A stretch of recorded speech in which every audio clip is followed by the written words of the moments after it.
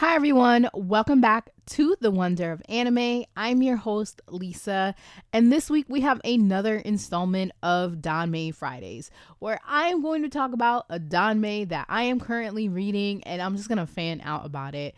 No script, just a little bit of notes, and we're going to get into it. This week we are continuing our Guardian read, and I have read the second volume.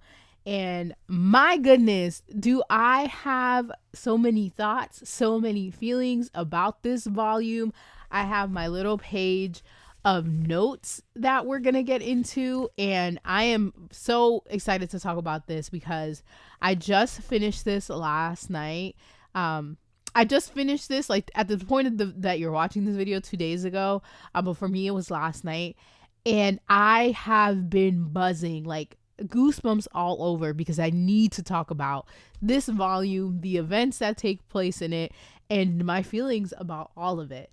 But before we do that, I have a little kind of bonus, kind of not bonus, but I told everyone in my previous video that I had already ordered volume 3 before I was completely done with volume 1 because I knew that I just needed to be prepared for when I was done. So I haven't unwrapped it yet, and this is the special edition, so I wanted to unwrap it on camera and like go through the special edition stuff. So this is what I'm gonna do, and I am like recording this video immediately because I was like, I want to open this, but I want to open it on camera. This beautiful, I am obsessed with them. I am obsessed with the art surrounding.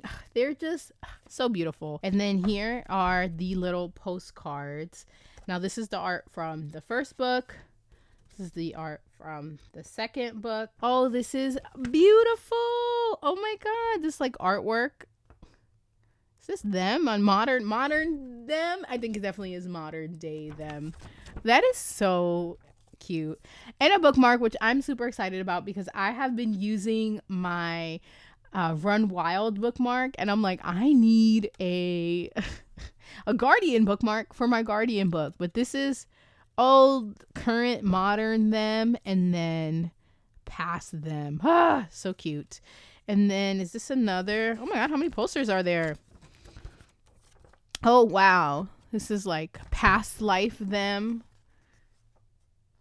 Please, this is so cute. I didn't know it had all these posters. And then we have, this is the cover of volume 2, the cover of volume 3. Then we got some stickers of everybody looking cute, and then the cover of the first book. So I didn't know it had, I mean, I knew like it was special edition. I knew it was going to have special stuff. I didn't really realize it was going to be these 2 posters and the art from the book, which I really appreciate because I like really loved it. But I'm like, I'm not just going to have these books on display. So we got it all. I'm very excited about this. And I'm just excited for this volume. It's driving me crazy, like what is going to happen. So now we're going to get into volume 2 of Guardian. And I'll start by saying this definitely so far, I know there's 3 volumes and I've only read 2, but this so far is definitely my favorite volume.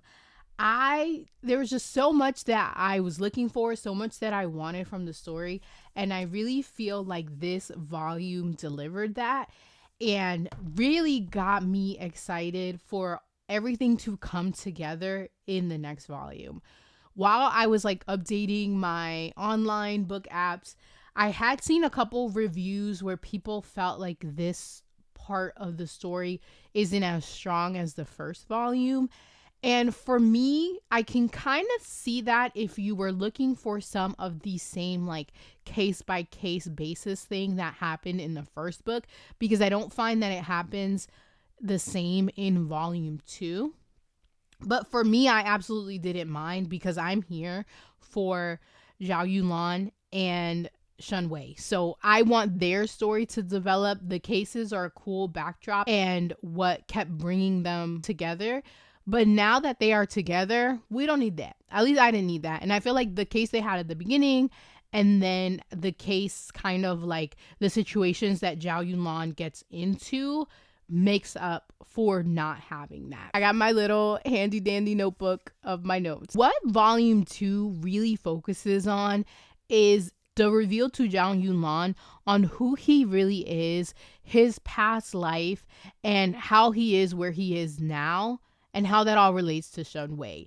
And the reveals of that in this volume happen little by little, and some of it is we're putting together what Shen Wei is saying or what he's thinking, and then the actions and what other people are thinking and saying, like the crow and the magistrate, and then Zhao Yunlan's investigation of everything before he, at the end, he goes into the tree and sees this vision of the creation and how he came to be and who he was in a past life, or I guess who he's always been. And for me, that made it so interesting because I feel like Shen Wei is very unreliable when it comes to his thoughts, because he obviously feels guilt on whatever happened in the past. He, as we saw from volume 1, he's holding on to some type of burden in regards to their relationship. He's been around a long time. And the fact that he initially didn't want to even be with Zhao Yunlan, even though he's yearning for him and he's wanting to be with him. And then at the beginning of this volume, he's kind of like, fuck it. Like, we're going to be together. I guess it is what it is. And like, I can't control myself and I need to be with you. But all of those things together, like, he's unreliable because he's not letting in either to Zhao Yunlan or to us, the audience, like, what exactly went down? Why are you carrying this burden by yourself? And why did you think it was appropriate to not be with Zhao Yunlan and just kind of be like looking at him from the sidelines until you cross paths with him? And Zhao Yunlan was like, actually, no, you're going to be with me. We're going to be together. We're going to figure this thing out. This book is very, very lore, mythical heavy, because there is a lot about the creation and how the humans came to be and these spirits and these gods. And Zhao Yunlan's history as Kunlun is directly tied into that. And I will say that some of it felt a little repetitive because we hear about like Zhao Yunlan reading it, and then he's talking to the Qing about it, and then at the end we get like the lore first person kind of point of view of everything that's happening. And some of the points I felt like were repeated a little bit too often for me. That was kind of like my only gripe with this. It's like some of the story and the creation of the humans, like, we read this 3 times already. I was like, okay, we get it. Like, I feel like they could have included it a little bit less, knowing that the end was going to have that chapter that had everything. But I will say that lore, it was a little bit confusing. I had to go back and reread some things a couple of times, but I feel like it still ended off in a part where I'm like, okay, did I miss the connection with him and Shen Wei from the past? Like, there's more that has been left out, and I need to know, okay, exactly what is it? How are these lifetimes coming across? Where are they coming across, and what ultimately led to them not being together and Zhao Yunlan like reincarnating, while it seems like Shen Wei has just been alive this whole time and just keeps living through these different life cycles. The identity revealing itself, I find that I was very like happy with it, because I was kind of trying to guess things myself, but it also feels like there's just so much more that I'm like, okay, when are we getting to this part? When are we getting to that part? And that is like, has me just wanting to pick up volume 3 already and get all these questions that I have in my head answered. Speaking of reveals, I love the reveal that Qing has a human form, and that him and Zhao Yunlan have been together basically since the beginning of time, and Zhao Yunlan has always taken care of him. Obviously, I'm a cat person. Like, if I had a familiar, it would be a cat. And I love Qing. I love their relationship together.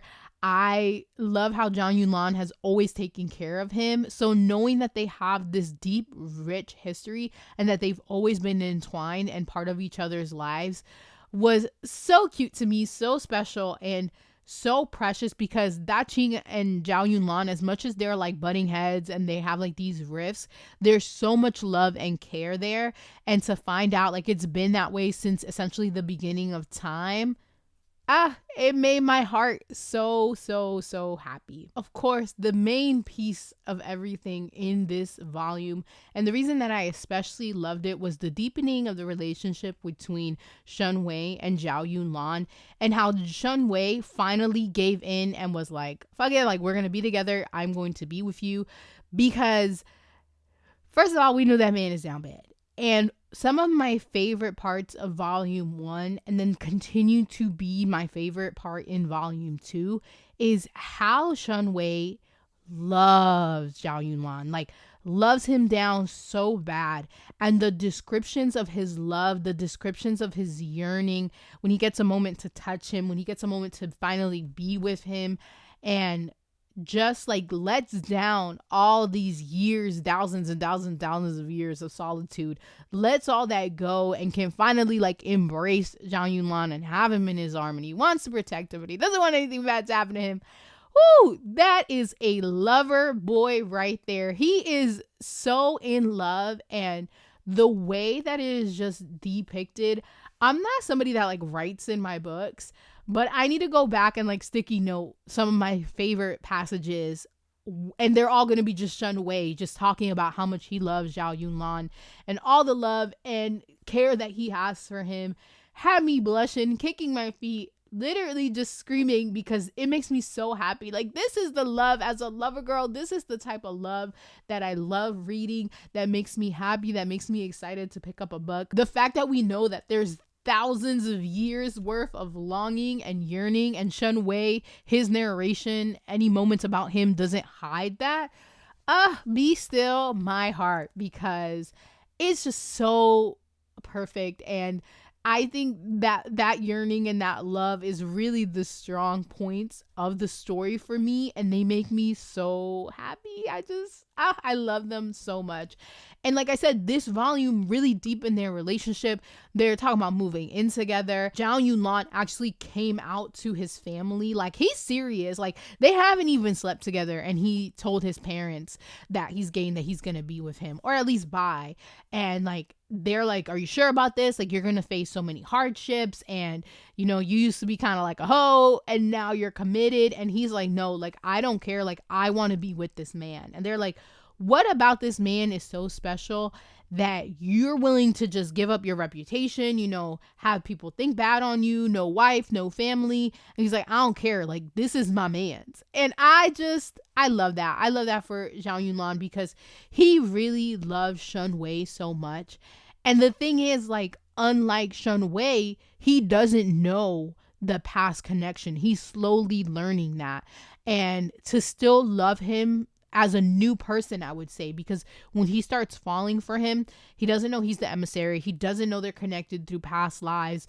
He doesn't know Shen Wei's been loving him for thousands of years. So to still fall for him, like, as hard as he did without knowing this past knowledge, and now he's learning it and he's still like, that's my man's, that to me is just so beautiful and just such a wonderful thing about their relationship. And I love how that is depicted. And I think that's why, you know, Zhao Yunlan is so concerned about finding out about his past, finding out like, okay, who am I? Who was I to you before? And the part that specifically to me even gave me chills, like brought tears to my eyes, was when he was in Shen Wei's apartment and he's like, I'm going to develop this whole plan. Like, movers are going to come and they're going to take your stuff to our place that we got together.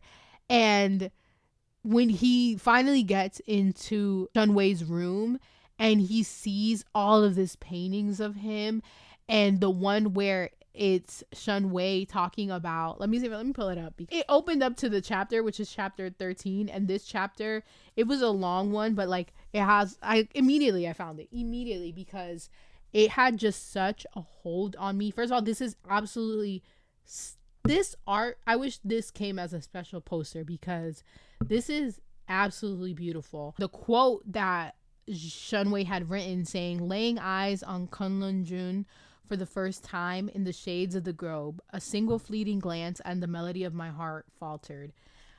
Like, imagine your man painting this picture of you and then saying that. What? And that is the quote that is also here, like in the first part of the book. Bro, love.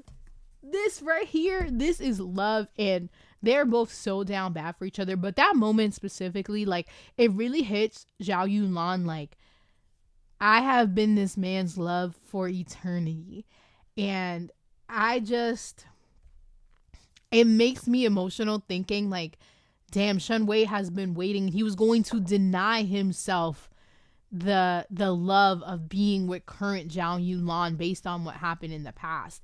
And something that I find interesting is that, you know, before we get into the past in chapter 19, like, Zhao Yunlan goes into the tree. He comes back that night, you know, he goes and gets drunk with his dad. He comes back home to Shen Wei, and he's letting Shen Wei know, like, I know everything that happened. And he's crying, and he's like, I'm so sorry. Like, how could you be here all this time and you just left me to reincarnate? Like, and you're serving this by yourself, essentially. Like, you're going through this alone. And then he's like, I'm never gonna let you go. And they're crying, and then they make love, and it was just so beautiful. But you get that first. So then when you read chapter 19 and it is the story of the past, there's still something missing, because you don't see whatever Zhao Yunlan is talking about with the emissary remaining, like, here to guard the seal, essentially, and Kunlun Zhen just reincarnating. Unless that part at the end where Kunlun Zhen gave him the tendon, and that was like the beginning of the cycle. But I feel like there's more. Unless that was it. But man, like, that hurt him so bad that he came back crying, and I loved how that was depicted. And that to me is like, why do people think that's not a strong story? Like, this is the heart and bones of the story, all this past and all this reveals and all of their ties to each other. And I think it ended on such a perfect note, with all these emotions, with all this high, and kind of just figuring out, okay, where do we go from here? Overall, with each volume, like, I just end up loving this series more. And I am so excited now that I finished 2 to get into volume 3. And something that right now, just in my current life, I'm not able to just sit and binge read for hours. So I really have been reading like 1 or 2 chapters a night. And I find that this slow approach just really has me savoring the story more, as much as I do want to read it, like binge read it, right? Because like, I need to know what happens. I can't, like, I literally just can't, like, I have too many responsibilities. So having to read it chapter by chapter, sometimes 1 chapter a night, sometimes 2, if I'm lucky, like 3 or 4, but having to read it in such small increments, I feel like I'm savoring the story more, because I'm literally sitting and thinking, like, okay, what's going to happen next? What are the next moves? What is going to be revealed? And that to me is making me just enjoy it so much more than maybe I wouldn't feel the same way if I'm like binging it. But all that to say, I'm so excited to get into volume 3. And something in volume 3, the synopsis says there's a secret that threatens Shen Wei and Zhao Yunlan apart. What is this secret? Is this what led to them, you know, Zhao Yunlan constantly reincarnating and Shen Wei just kind of being alive forever? I need to know what is happening. The world is falling apart. Zhao Yunlan has a sickness or something, but I can't wait. This series, it is so good. I am so happy that I have gotten into it. I can definitely see myself rereading it, because I reread everything that I love, because I just want it all the time. But I am obsessed. I cannot wait to get into volume 3 and conclude this story, although it's a little bit bittersweet, because I'm like, I need more. I need like 10,000 stories of them living happily ever after all of this stuff is resolved. I'm excited. I'm glad that you're here watching this with me. And y'all seen this. Like, I'm so happy and so hype about this series. Thank you guys so much for watching this video, watching me yap about volume 2 and get all these feelings out into the world. Next video will be volume 3, and then I am picking my next series for my next story for this series. I pre-ordered a new story. It comes out in March. There was another story that I'm interested in that Seven Seas is also publishing, but I don't think it's out yet. But if you have like a suggestion for another story for me to get into right after I finish this, please let me know. I'm open to all suggestions. And just, if you see the yearning and the love that I love in these, and you're like, you would like XYZ, like I said, as long as it is licensed in English that I can read it officially, that's just my stipulations due to my content, the nature of the things that I do. But other than that, have at it. Send me the book recs. I'm going to read them and go crazy. And now I need to find where to put these posters and these cards. But thank you guys so much for watching this video, and I will see you on the next one. Peace out.